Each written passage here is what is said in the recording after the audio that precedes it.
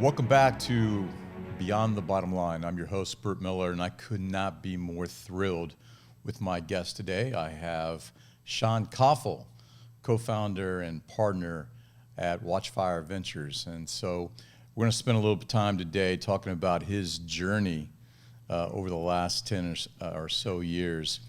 This is going to be a unique segment because what we're going to do with this particular part of Beyond the Bottom Line, we're going to do this in 2 episodes. So we'll do an episode today. We'll come back to you with episode 2, and I'm really looking forward to that. The first episode, we're going to spend time with Sean. Sean, welcome to the show. Thank you. Yeah, great. It's awesome to be here, Bert. Yeah, no, it's great to have you, and I'm thrilled to have you on the show because obviously we've known each other for some time, and I think we're going to be able to have a great conversation. So episode 1 is really going to spend some time on Sean's personal journey, really how the shift in behavior in the talent access space and e-com. So that's going to be episode 1. Episode 2 is going to really focus about the consumer of the future. And so we want you to come back after this first episode to check out EP2 at that point in time. So Sean, you have an extensive background, everything from building teams, serving our country, of course, and elevating brands. And so if you want to take a couple minutes just to tell us 3 or 4 key points that's really shaped your journey. Yeah, no, absolutely. Well, Bert, thank you very much for having me on.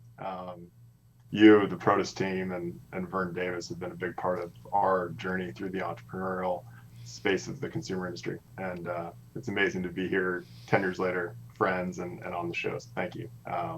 So I grew up in San Francisco, right in the city, as you know. Left home when I was 18, went to the University of Arizona, played lacrosse, had a great time. Was a freshman on 9/11, and frankly, I just wanted to go fight. So had the opportunity to join the Marine Corps officer program and do 2 tours overseas. Served in Iraq in 2006 and 2007 out in the Al-Anbar province, and then was on a Marine Expeditionary Unit in Southeast Asia in 2008. At that point, kind of had a hard decision to make. I loved the Marine Corps and was considering making it a career, but got into Stanford Business School and decided to come back to California and get an MBA at Stanford, where I met Pat, who's been a 13-year friend and now 10-year business partner. After that, I went to New York, did 2 years of investment banking at Morgan Stanley, while Pat was at McKinsey doing consulting. And 2 years into New York, after both of us had met the women that became our wives, we both decided to move to Nashville, Tennessee, and start our first business together in 2012. Shortly after that, I met you and Bert. The first business, as you remember, was an adult beverage holding company called Windy Hill Spirits, where the strategy was to disrupt the route to market in adult beverage by doing both our own internal innovation, but as we built our platform, then partner with the emerging brands in the American whiskey and tequila space. And so the first brand we developed and launched was called American Born Moonshine. We were the one in the mason jar, kind of ripping across the country in the 2010s.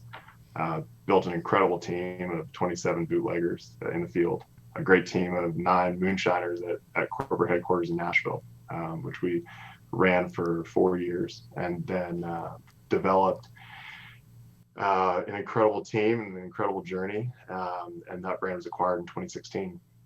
We then had the opportunity to partner with the 2 founders in Mexico and George Strait of Código 1530 Tequila in the development of that brand and in the launch of that brand, and got to run it for 2 years as kind of the cornerstone of our second business, which was a venture studio that we ran here in Santa Barbara called Windy Hill Brands. During that time, I had the chance to work with 20 plus wonderful brands across consumer, ranging from adult beverage to food to e-commerce, both domestically and internationally, and then started to get quite a bit of encouragement from our past investors and current partners at that time to put capital behind what we were doing. And that led to us starting Watchfire Ventures, which we've now launched and made 4 investments out of. But it's been an incredible journey, and I'd be remiss not to say that we wouldn't be here without the great work of Protus Global and your support, Bert. Well, thank you for that support, Sean, and you've accomplished so much in 10 years. I mean, anybody can support anybody. The folks have to then go and just do it and execute. And when you think about your background, first of all, thank you for serving our country. We've talked about that before. And I won't belabor it, but I do want to put that on the table, put that on tape. But staying with that theme a little bit, how was building your teams from scratch in Nashville and now what you're doing, how has that aligned itself with what you did in the field in the military, and how's that translated back into building your teams here in the consumer world and consulting world? I think it's had a huge impact on how I think about being a leader in the business community. Serving in the Marine Corps was without question my life's honor. And, I was just unbelievably privileged to be surrounded by the caliber of young men and women that I was. And also have the opportunity to go through the incredible training program that the Marine Corps provides its young leaders, both officers and non-commissioned officers.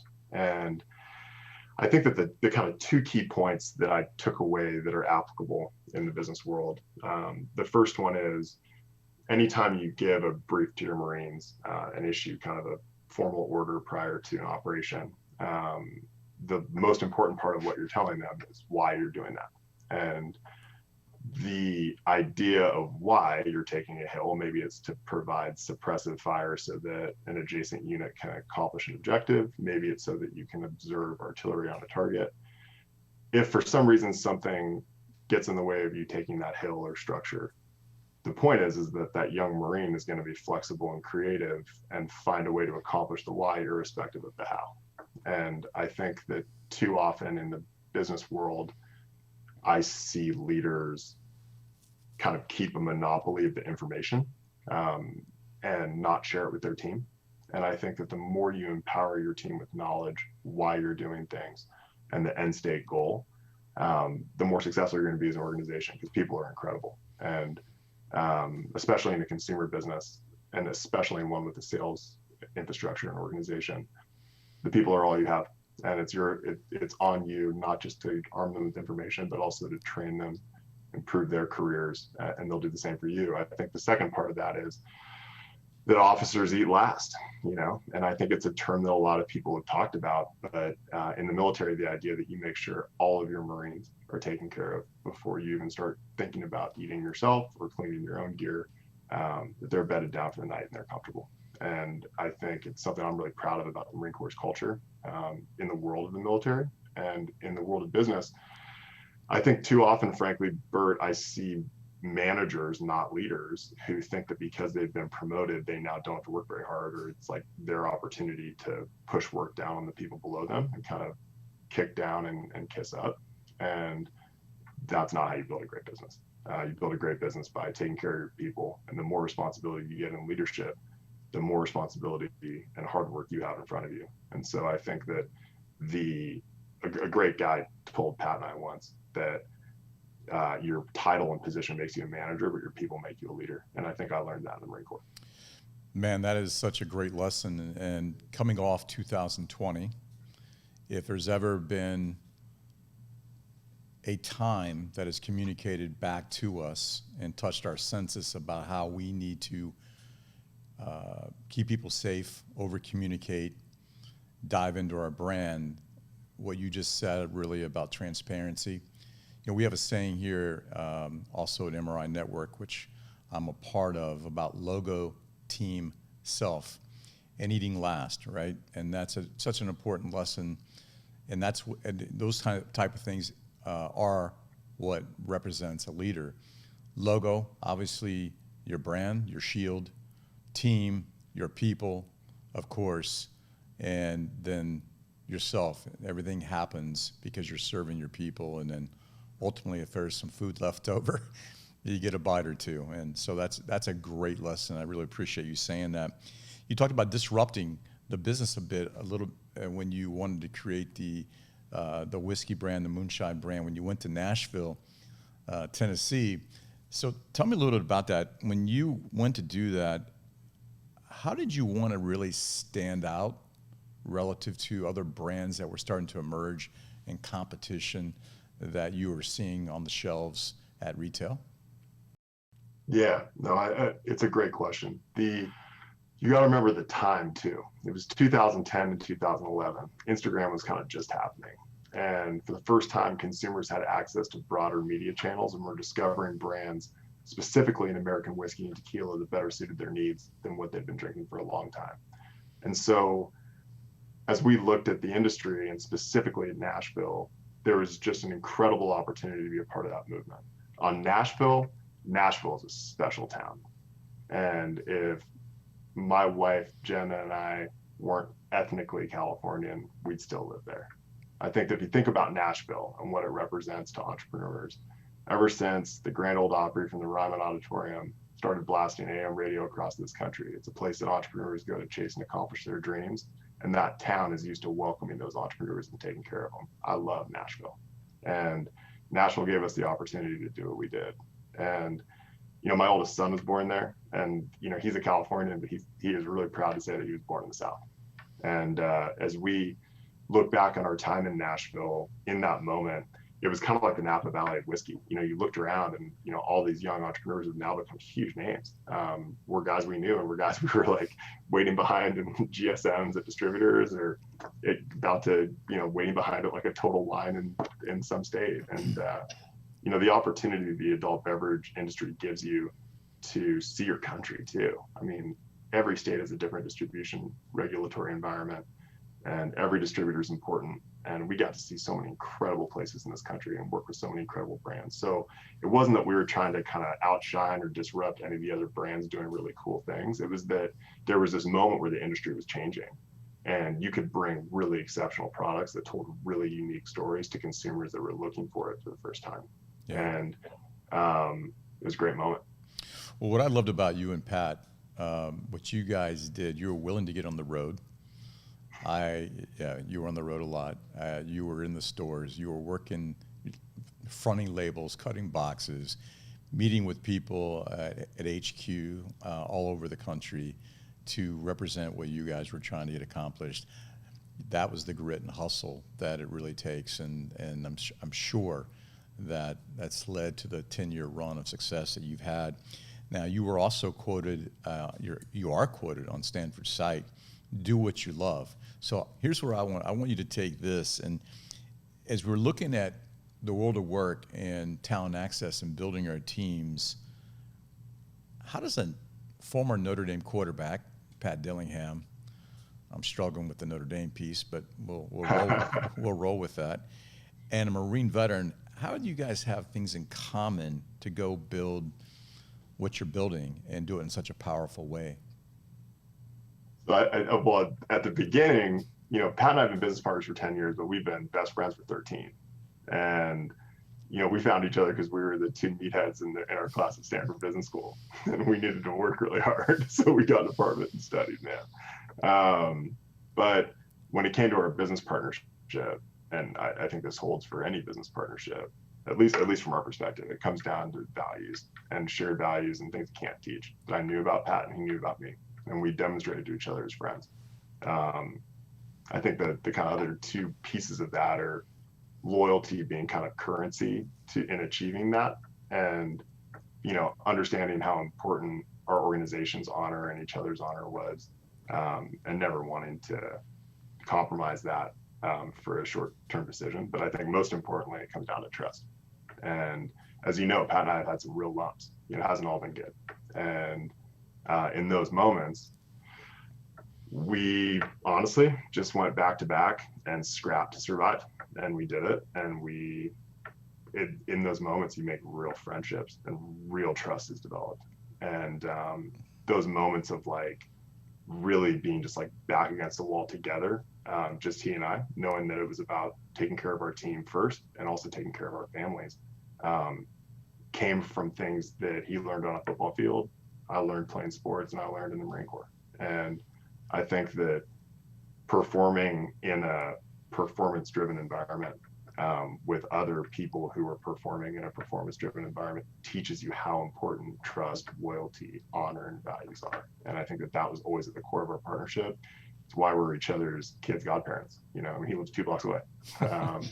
And so, you know, it's a special partnership. And I think as we build Watchfire, we've added a new partner named Jack Mossbacker, who's amazing. And the first thing that it came down to was there were shared values. And you can't teach values. You either have the same value, and it's not saying our values are the right ones. They're just the same ones. and that's important. Yeah, there's certain things that are either they're either 0 or 100, right? Integrity or loyalty, whatever. You can't be 97% of the way there. It's either Right. it's either 0 or 100. You know, it's pretty interesting when I think about what you said, the bumps along the way, and what you've been able to accomplish the last 10 years, Sean. And really, folks, you got to go pull these guys up on LinkedIn, Google them.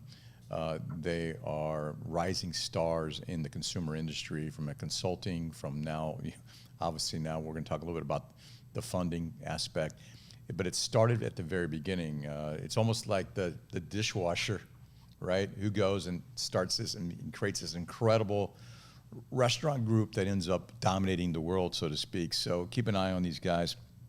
You talk a little bit about the struggles, and then what I really love that you said is we just kept going. I mean, there's failures along the way, and that's the learning, that's the grit, that's the hustle. And so many people in business, and Sean, you've seen it. I mean, you've been close to it in many cases. So many people surrender. And so I think, you alluded to the military background, the athletic background, and the team approach, the way you guys, amongst yourselves, amongst what you learned, the values you learned on the field, that certainly has allowed you guys to overcome, and not only overcome, but then thrive beyond some of those hurdles. Yeah, I mean, Bert, you were there, and we had a Yeah. little office above a bar, right? Yeah. Dan McGinnis's Irish pub, and it was like had my little office up top. And Bert, for people listening, Bert came in and looked around and was like, so there's like 2 rolling chairs, a whiteboard, and these 2 29-year-old kids that have this like plan. Like, okay, I'm here. I flew to Nashville. And we've appreciated the support the whole way, and you've been there through the lows and the good times. So again, I think it just comes back honestly to, if you're going to start something, you got to pick people that you can trust and that share your values, because there are going to be hard times, and you got to fight, and that's life. Yeah. So and thank you for that. You're right. There was by the way, the whiteboard was not hanging on a wall. It was leaning against the wall. I mean, far be it from actually taking some time to use a level and a couple screws and hang that. I had to go and we had to injure my back trying to write on that damn thing. All right. So experience-driven brands and their preparation for a post-2020 world. I'm struggling to actually say the word COVID or pandemic. I'm trying to move on from that, but we have to kind of put it out there. It is what it is. And the restrictions that have been put on some of those brands, how can they navigate the fine line between prioritizing safety and satisfying their consumers and allowing the freedom for everyone that people are craving? So I think they should look at it as an exciting moment, in the sense, I think there's going to be 2 equally exciting channels to reach your consumer through the 2 sort of bifurcated approaches to the recovery that consumers are going to have. And there's no wrong approach for people. People are going to approach this kind of next year however they're going to be comfortable approaching it. And as a brand, you have to remember the customer is always right, and then reach them where they're going to be. So I think there's kind of 2 groups. There's a group that is going to be a little bit less comfortable kind of roaring out into the world. And I think they're going to have a recovery that looks a little bit more like a return to the way that people entertained in the Victorian era. It's going to be sort of really curated events, awesome dinner parties, weekends away with friends that you really look forward to. You like put together your outfits for, you're excited to get dressed up again. And the hosts, like the super hostesses and hosts who are organizing those events, have the opportunity and are going to want to, as you can imagine all of us probably do, to kind of show their friends the interesting brands and products that they found during this wild reset year. And brands and products need to be one of those brands at those dinners. And so whether it's a really interesting and cool olive oil, whether it's a really interesting and cool coffee concentrate, or whether it's a spoonable smoothie, you need to be at that dinner party and those weekends. And so finding those people who are even like more kind of nuanced than a micro influencer, they're community friends influencers. Because if you think about it, Pat and I've always said, if you think about how you, before you got into the consumer business, how do you really learn about a brand? It's not really a billboard. It's not really like some great digital marketing campaign. Especially in adult beverage, it's probably a bartender you thought was really cool who kind of told you like, ah, man, don't pour like X whiskey. That's like fake for these reasons. You should try this. And then one other cool bartender tells you that, and you're in. But the most impactful, in our opinion, has always been the super host or hostess. Everyone, I don't care how cool you are, has one friend they think is cooler than them. And that person, when you go to their house, they have one of those great events, and you're really excited to be there, and everyone's excited to be there. And they're like, oh, I just got back from like wherever, and I discovered this like amazing thing called whatever. And they present it in an amazing way on a great tray or in a cool glass, and you have it, you feel amazing, you're hooked. And that's how you discover cool new rums, cool new bourbons, cool new ice creams. And so on that side of it, you got to be one of those products. On the other side, I think that the young people are going to come roaring back. And I think we're going to look at our generation shot at a roaring 20s. And it's going to be really, really competitive execution at the places that those products and brands are going to be, which I think are going to be different. You can't look at the bars that were cool in the 2010s any more than you can look at the bars that were cool in the 2000s, right? I mean, you think about it, everyone kind of has their embarrassing moment, right? The 2000s had like the bars that had all like their names with fire behind it, right? Like you would never see that anymore, but at the time it felt great. I was all into it. Then in 2010s, we'll talk about this later, you kind of saw this craft hipster thing happen, which I think is also kind of phasing out. And so people need to be cognizant and really thoughtful as brands and products about where people are going to want to go now in this moment, and then compete hard to be presented well there and be part of that recovery. It's so important, and you already bridged yourself to episode 2 when we get back together. Folks, stay tuned to episode 2 because we are going to talk about the change in consumer brands and behaviors and generational impact of those brands. One of the things that you kind of alluded to, Sean, you know, we have off-premise, right? We have on-premise. And I guess with the host and hostesses, we now have house premise or home premise. It's almost because what 2020 did was really educate folks around e-com. I mean, the consumer really didn't know that they could have their favorite bourbon dropped off at their front door. I mean, we had 1% online rate or whatever it was at one point in time for adult beverage, and now I don't know what the current numbers are, but they're certainly more than that because we spent most of 2020 having wine, spirits, and in some cases beer delivered to our front doors.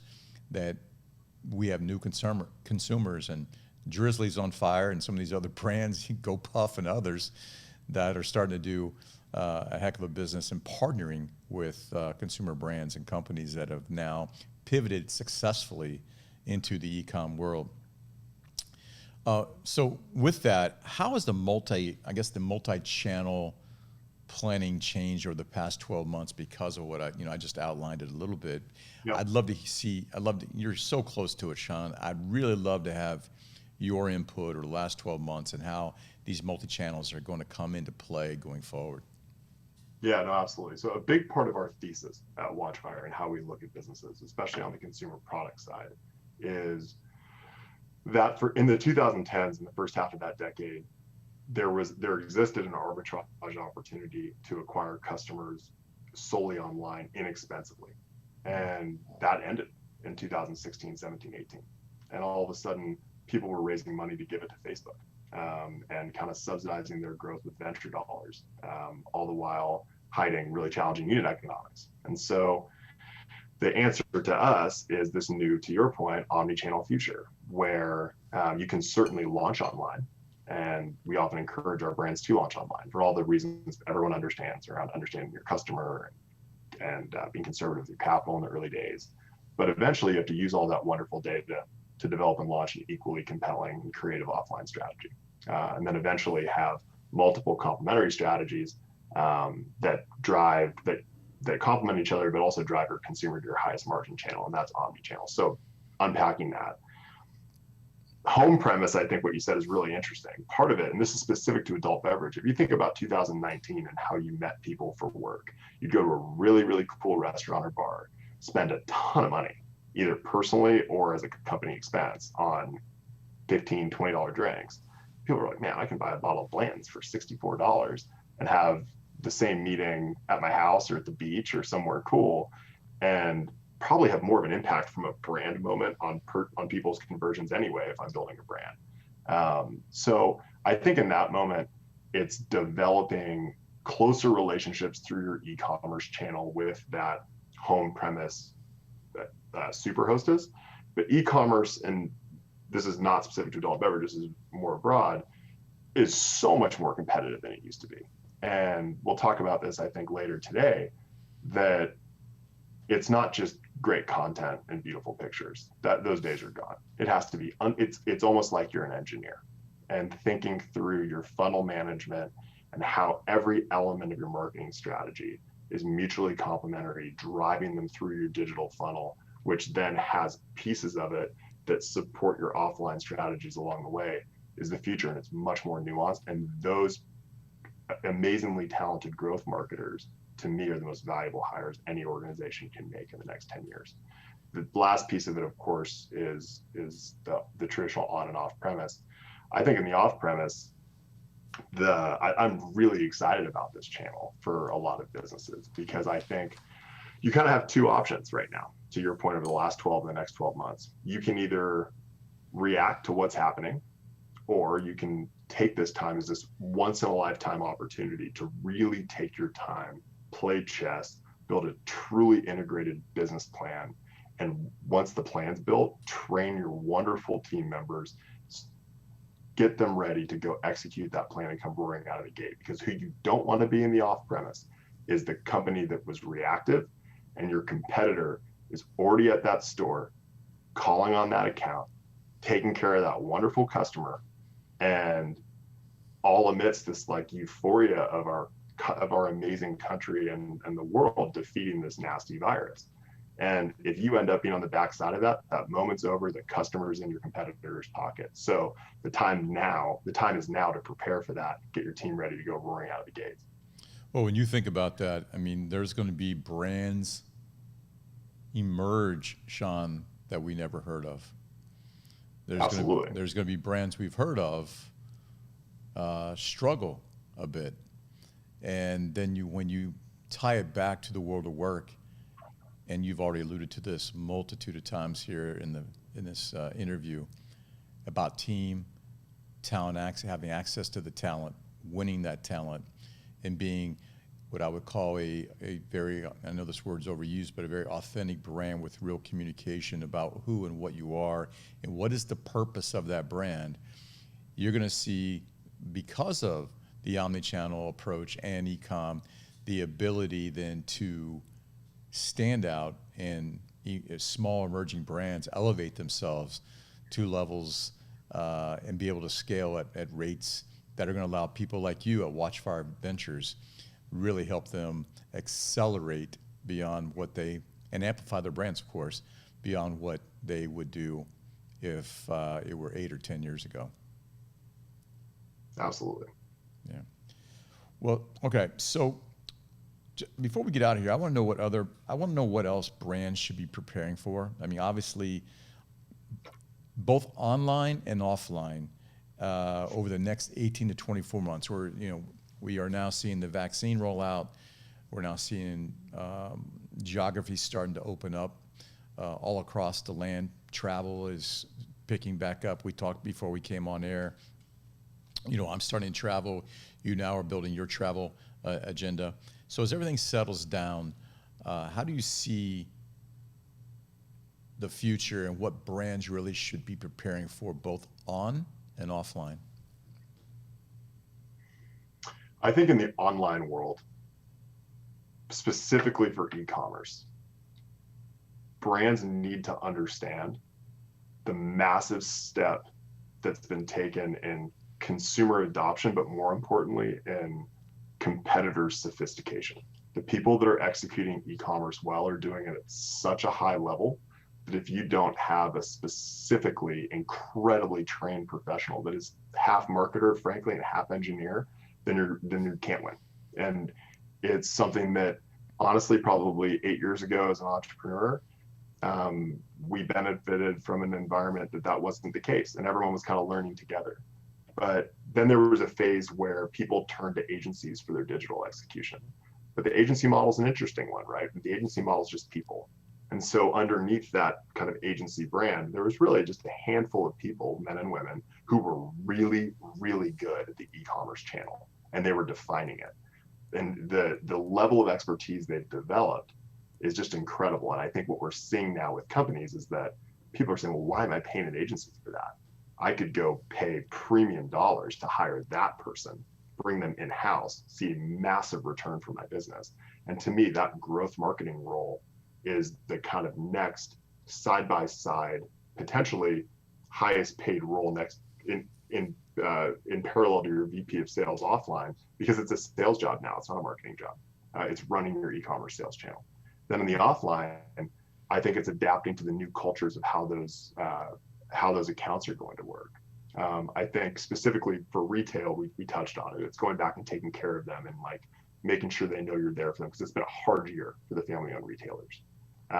But in the restaurant and hospitality space, it's also understanding that space is going to change. And I think we're going to talk about that in the next episode, and understanding how to service the new hospitality space and the new expectations that customers are going to have from the hospitality space are the things that I would be thinking about.